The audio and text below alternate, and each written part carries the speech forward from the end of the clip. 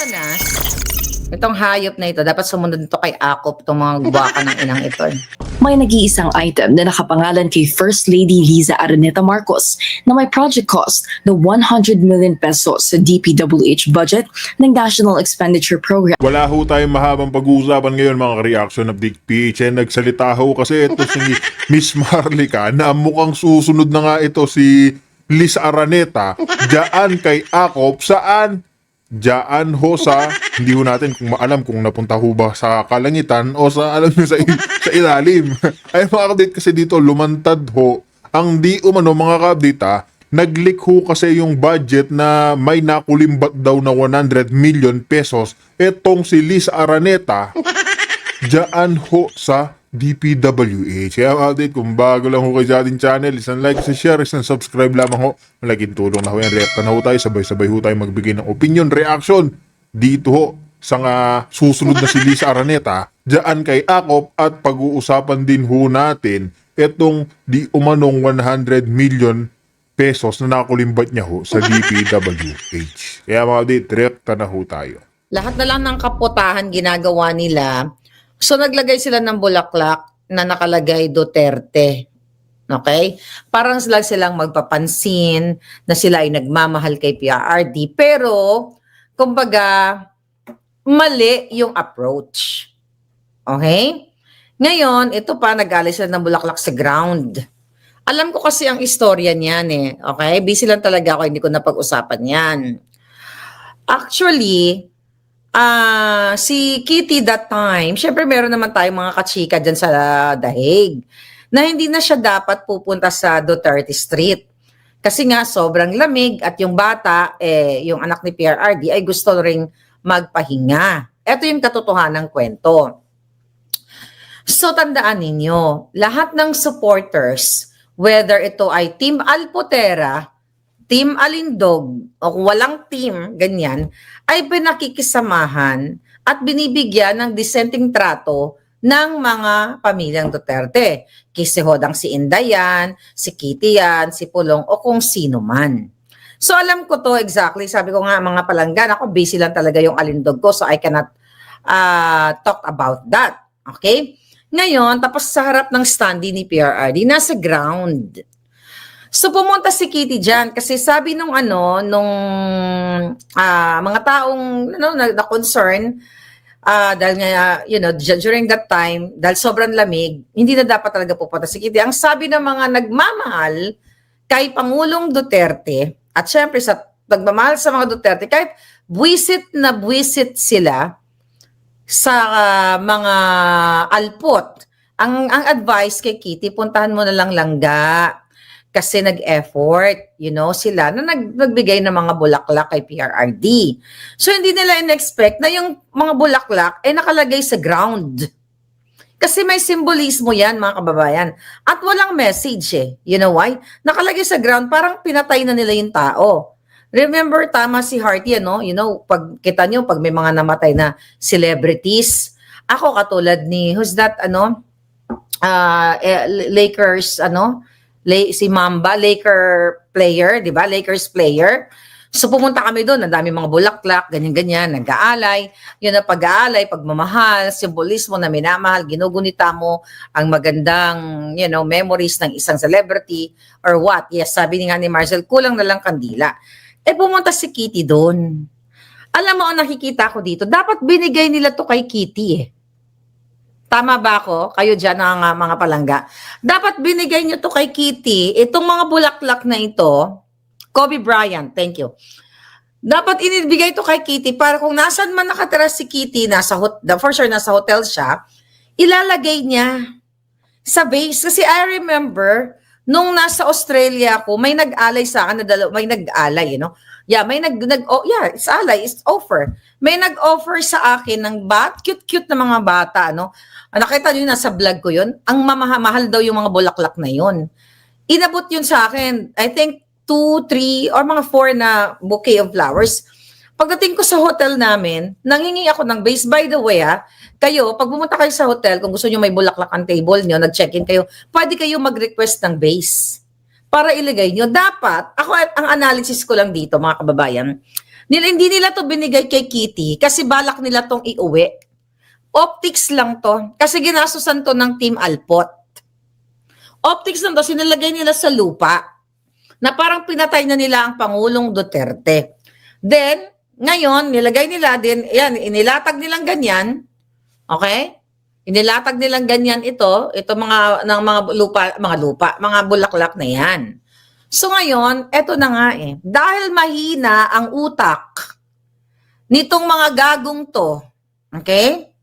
Ngayon, mga kababayan, dahil dapat lahat ito, may sabi ng palaga, mayroon naman bulaklak si Kitty, pero ito, talagang sinadya nilang ilagay sa lupa dahil mahina nga mga kukote. Pag ang utak ay puta, mamamatay na puta katulad ni Alpot. Dahil yun lang yung kaya niya. Ngayon may mga lumalabas na mga pictures ng Team Alpotera na putang ina, wala na lang lumabas yung pekpek niya. Okay? 'Di ba? Pag ang intention mo talaga ay magputa ka at gamitin mo yung pekpek mo para sa kajotahan, gagawa ka ng paraan para magpapansin ka. Ngayon, here's the thing. Okay na sana yon. The problem, pinick up na ito, Pinoy Rap Radio. I don't know kung ano to. Ang title na, wait, anong nangyari? Ayan Pinoy Rap Radio. Ayan nakita yung mga ulalo. Ayan. Tapos ang sabi dyan, wait, ano nangyari? 'Di ba? Ayan So ano yan? Ang ibig sabihin na misleading. Okay? Misleading tapos courting libingan. Alam mo ginawa niyo mga bobo.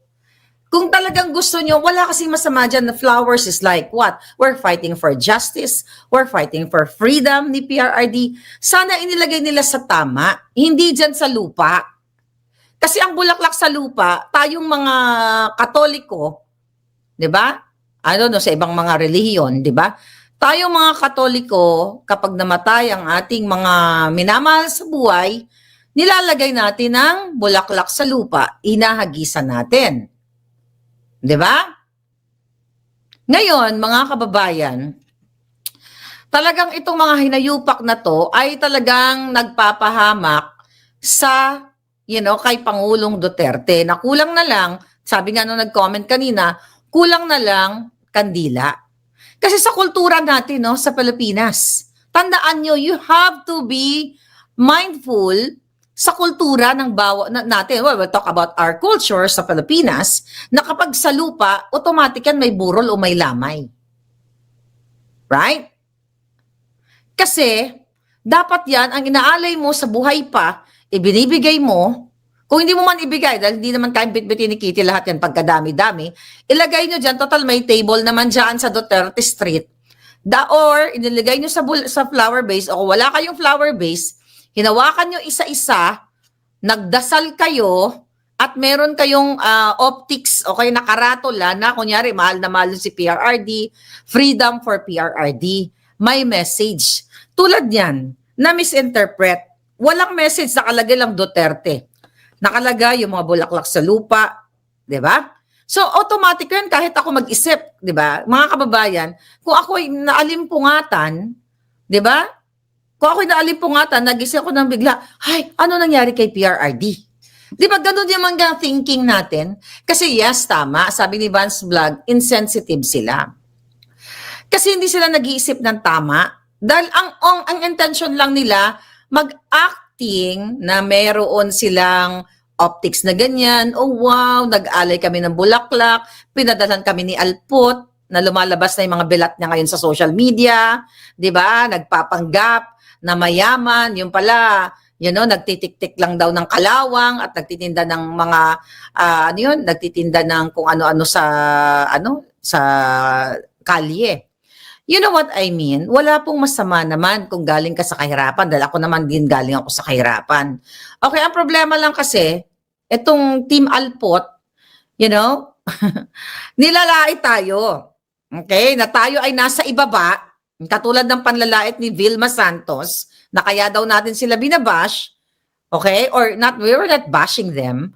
Ang ginagawa natin, nilalagay natin sila sa nagko-komento tayo sa pagnanakaw ng gobyerno ni Bangag na kung saan executive secretary ang asawa ni Vilma Santos. So ang ang hindi tayo nagbabash, kundi kinokondena natin ang pagnanakaw ng gobyerno ni Bangag kasama ang asawa niya, kasama dito si Vilma Santos kasi nakikinabang sila sa Bangag administration. So it's the same thing, okay, dito sa Alpot Group, na lahat na lang ng optics ginagawa nila na kahit magmukhang, magmukhang nagburol sila in advance kay PRRD.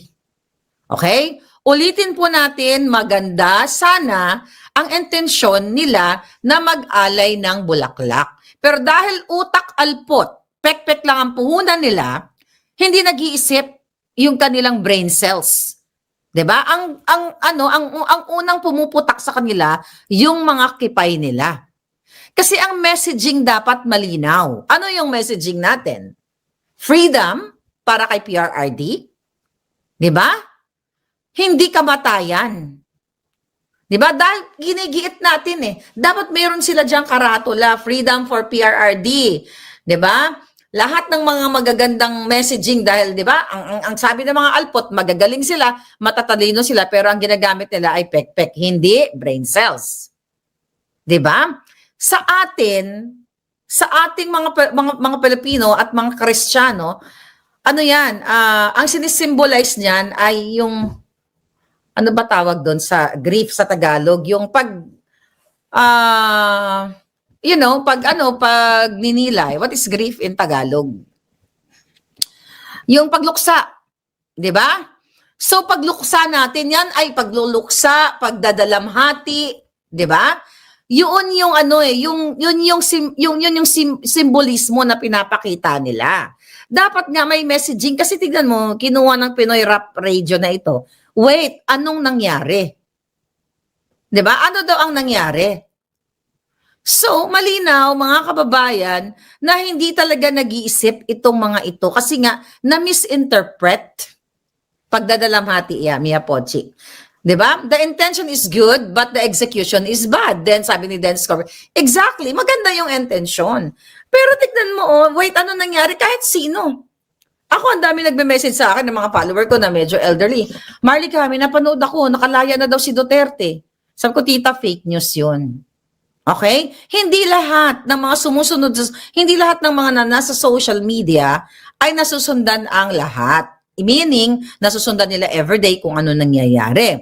So ngayon, yung pag-alay nila ng bulaklak sa lupa, sa ating mga Kristiyano, ang simbolo po niyan ay pagluluksa, pagburol o kamatayan. Yan ang yan ang malinaw pa sa sikat ng araw. Kaya ngayon, mga kababayan, talagang kailangan itong mga hinayupak na ito, sabi ko nga makapag-optics lang itong mga double agents na ito, gagawin nila, akala mo, kaya nga inispin na nga, akala mo talagang may namatay na. Tignan mo, inispin na ng kalaban. Wait, ano to? Namatay na ba si PRRD? Kasi yung ano na yun, hindi maganda dun sa atin. Okay, kung binibigyan natin ng bala ang mga jutang genemes na mga bangag at mga dilawan, magfiesta sila, magkaroon sila ng content, at i-spin nila, mga spin doctors yan It's the same thing with this alpoteras. 'Di ba? Mahilig sila mag-deflect, mahilig sila mag-spin. So ngayon, dahil naalimpungatan ka, nagising ka, napagod ka sa Pasko, pagising mo, nakahain ng mga bulaklak sa lupa, akala mo may nangyari kay Pangulong Duterte. Dapat ang nilagay nila dito, flowers, for justice, for freedom of PRRD. 'Di ba? Or total, gumasos na rin naman sila. Sabi ko nga, kanina, gumasos na rin naman sila mga kababayan dahil galing sa Alpot. Sana bumili na lang kayo ng mga baskets. Mga 5 euros lang yan o maybe $3 sa mga sa mga palay-palengke. $3 o $5. Di ba yung basket? Bouquet of flowers, not on the ground. So, sabi ko nga, putang inan to mga to. Sabi ko nga, busy lang ako Di ba? Hindi ko lang sila na-balljack right away. Pero makikita mo talaga na kulang sa utak itong mga putang inang ito. Paskong Pasko, kapapasok lang ng Pasko, magmumura na naman si palangga ninyo. Di ba? Hindi lamay. Okay? Ang pinunta nyo dyan.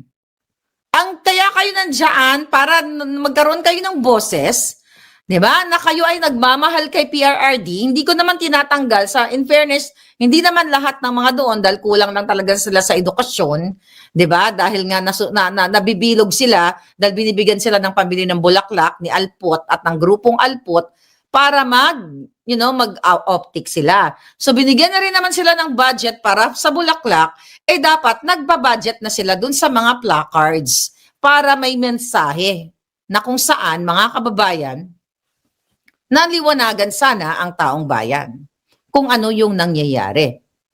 Di ba? Ngayon,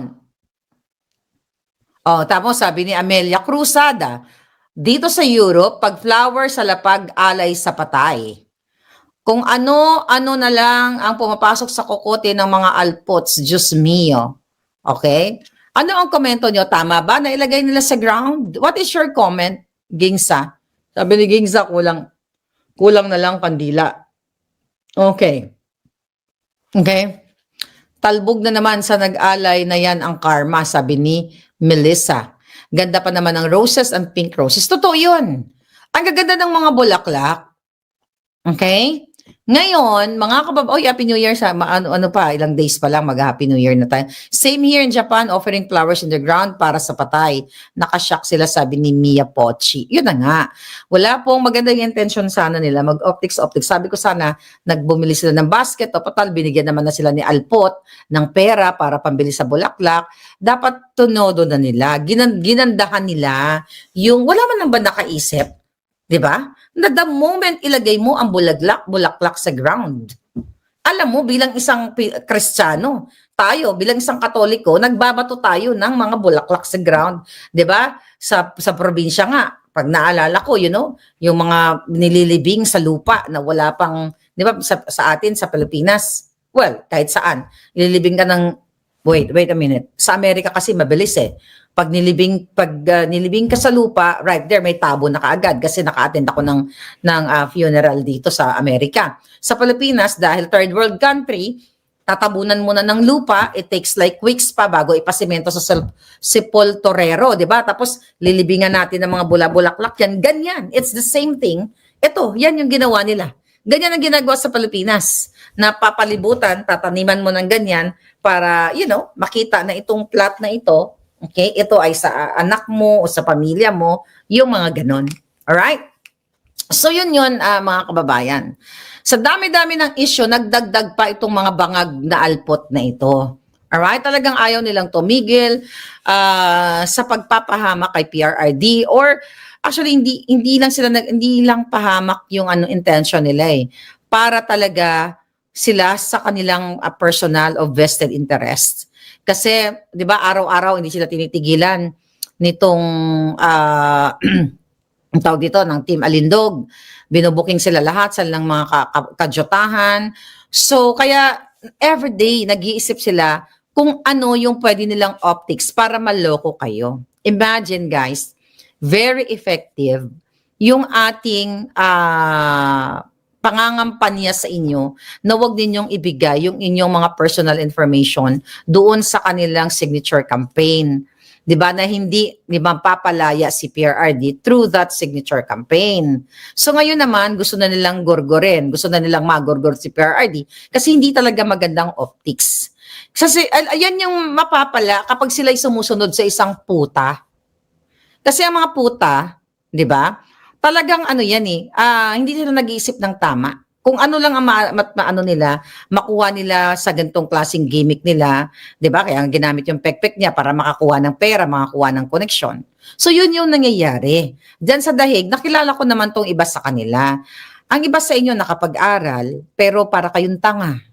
Sumusunod kayo sa isang alap-apon ang bilat para, magawa ng mga optics. Nahubaran na siya. Nahubaran na yung mga grupo na sinasabi mayaman daw itong hayop na ito. Yung pala, mahirap pa sa dagang kosta. Okay? Again, walang issue ng mahirap tayo. Nakita niyo naman, alam niyo naman yung kwento ko na sa inyo for 10 years, mahirap, yung galing ka sa hirap, tapos may interview ka pala in the past, then later on, nagpanggap ka na mayaman ka. Tapos, hindi ngayon nag-jive. hindi nag-corroborate yung kwento mo 40 years ago or maybe 30, 20 years ago. I'm just giving you guys an example. 20 years ago, nagpaawa effect ka na ito, kaluluoy, mahirap lang kami, chuchu-chuchu, 20 years ago. Then, after 20 years ago, dahil gusto mong magpakilala sa mga taga-Dahig na ikaw ay mayaman, sabihin mo, oh, you're rich, you're this, you're that, I have this fucking business. Well, ang kanyang business talaga is a literal fucking business. Right? Channel 167. That's your favorite word, Nelson. It's literally fucking business talaga yung ginagawa niya. So, yun. Ngayon, it's so sad dahil nagagamit talaga si PRRD. Mag-ingat po kayo kasi yung mga signatures nyo, pwede nilang gamitin sa party list. Okay? At sa kanilang personal interest. At kaya nagyayabang niyang mga yan, sinisindak nila yung Team Alindog, okay? Napag-alaman ko na willing silang gastusan ni Lisa Tanas to file cases sa mga kalaban nila. It's the same thing with Insamada bloggers. 'Di ba? It's the same thing yung in-expose ko sa inyo, 'di ba, yung dating kong kaibigan na si Mr. Kunanan na binibigyan ko ng pambili ng gamot.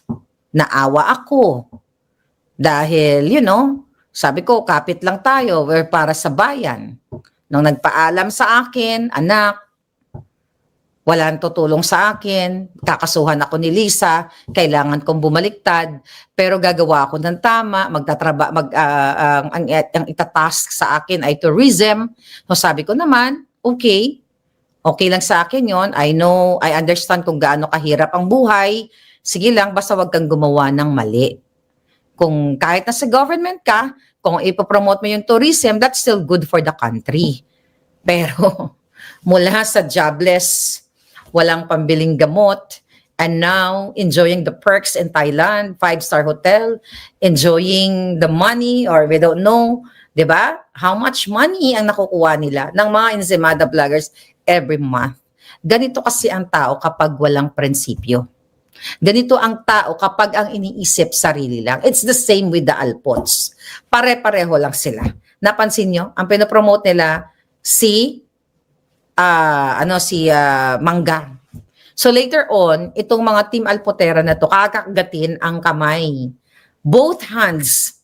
Okay? Ulalapain si Inday Sara. So ginagamit kayo. Even yung mga pages dyan, huwag kayo basta nagpapaniwala sa pages. Okay? Na kunwari para sa kay PRRD, pero madalas ginagamit lang. Shout out sa PGMN. Okay? So, di ba? Okay? Huwag kayo magtiwala sa mga yan kasi I know kung sinong behind sa mga yan. Alright? Huwag kayo, kunyari, kasi ginagamit nga kayo. Ito yung pinag-uusapan ng mga Team Alindog na madalas kayo nakukuha sa emotional appeal. Doon kayo nakukuha, doon kayo nabibiktima, doon kayo naaawa. Yung iba nga dyan alam mo, nalaman ko pa, yung ibang mga Team Alpots, okay? Pag may namatay sa pamilya nila, grabe, ang drama. Ganito, special si Lola sa akin, si Chuchu, ikaw ngayon maaawa. Emotional appeal. Ano bang kinalaman mo sa nanay niya, sa tatay niya, sa lola niya? Ikaw ngayon si OFW, kaluluoy naman si ganito, si ganyan. So, kunyari, ang pangalan si Hypocrisy, mag-donate ako ng $100. Di ba? Ang tawag dyan, emotional appeal. Na wala namang kinalaman sa politika. Ano bang nai-contribute ni lolo niya, ni lola niya sa mundo ng laban mo? So ginagamit yan ng mga alpots at mga bangag at mga dilawan para bigyan nyo sila ng pera. Ako kahit may mga pinagdadaanan ako sa buhay ko, personal ko, hindi ko kayo iniistorbo. Inistorbo ko ba kayo? Hindi. Kasi hindi natin yan strategy. Yung emotional appeal para magpakaluoy-luoy ako sa inyo. That's not Maharlika, darling. So, hi Vega Warp, I miss you too, darling. So ngayon, sa kabila ng mga issue natin dito sa flood control pa rin, na ngayon nasangkot na naman si Lisa Tanas. Kompleto na ang pamilya, andyan si Bangag, andyan si Sandro Marcos, andyan, imagine mo may 100 million, actually payat yun, no? Yung insertion na yun. Alright? I follow him. Before 2016 close daw sila ni BBM. Sino yun? Vance Vlog. Sinong finalo mo? Mga friendly user sila, MT. Nagpa-picture pa ako kay Alpot noong nasa Hague kasi siya kasi nag-aayos sa pilahan papunta sa picture kay Sara. Okay lang yun pa-picture pa lang. At least nakita mo yung mukha niya, di ba? So wala naman, again, babalikan ko yung sa Bulaklak. Wala naman sanang problema yun. Kaso lang, hindi nga lang maganda yung pag-execute, di ba, ng mga bulaklak. Yes, Eloisa, Merry Christmas and Happy New Year. Alright, nag-change name ako. Alright, talagang si Palangga, okay, updated. So, now, balik tayo kay Satanas. Okay? Si Satanas, itong hayop na ito, dapat sumunod ito kay Akop, itong mga guwaka ng inang ito. Alam mo, nung Pasko, gusto ko man kayo makausap. Busy talaga ako. Ang saya-saya ng buhay namin dito. Walang, kahit yung taba na naman ng mukha ko. walang katapusang, kain, luto, chikahan, mga nakaraang panahon. And kagabi, nagkaroon ako ng Christmas party, digital Christmas party with my college friends. Nagsayaw-sayaw pa kami mga kalokohan. Those were the days. Anyway, ito. Tignan natin to. Ito si Satanas. Pakinggan nyo. December 26 kahapon. Sila umabot na rin sa Malacanang ang so-called DPWH mix na hawak ng Milyonaryo News Channel. Sino kaya sa palasyo ang nababanggit sa mga dokumento? Narito ang exclusive agenda report ni Ivy Reyes. Kamahabang listahan ng proponents sa loob ng kinaguriang DPWH League. May nag-iisang item na nakapangalan kay First Lady Liza Araneta Marcos na may project cost na 100 million pesos sa DPWH budget ng National Expenditure Program noong Ayan, tignan mo. Dali, sorry. 2025. Nakalin mo? Ano ang role ni Satanas? Bakit may naka-allocate sa kanya na 100 million under Office of the President? Okay, tingnan mo. Ista sa ilalim ng OP ang proyektong ito na mayroon ding remarks na care of First Lady Liza Araneta Marcos with request letter from District Representative Faustino Ino D, ang 6th District Representative ng rehiyon at ang kasalukuyang House Speaker. Sa aming pagsusuri, tumagos sa 2025 General Appropriations Act ang proyekto na nakasentro sa construction ng isang alternate route sa northeast portion ng Cauayan City, Isabela.